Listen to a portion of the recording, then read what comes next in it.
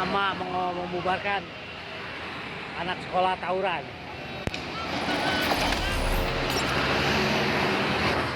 No.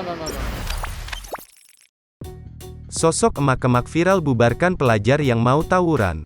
Sosok emak-emak, Niken Prameswari viral di media sosial usai membubarkan para pelajar yang lagi nongkrong menggunakan sapu ijuk.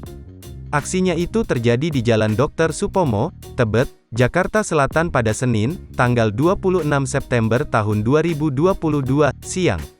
Saat itu, Niken, yang sehari-hari berdagang nasi itu, sedang memasak makanan di dapur untuk dijual. Ia sempat melihat rombongan pelajar SMP mondar-mandir di Jalan Masjid An-Nur depan lapaknya.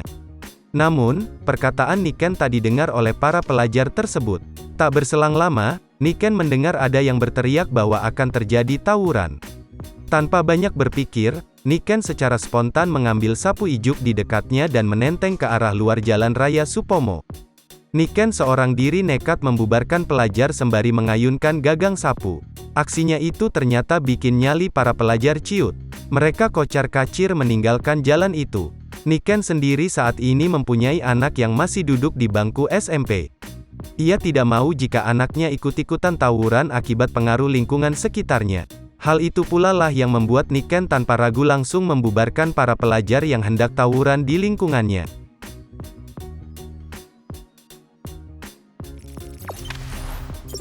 Jangan lupa subscribe, share, komen, dan like ya.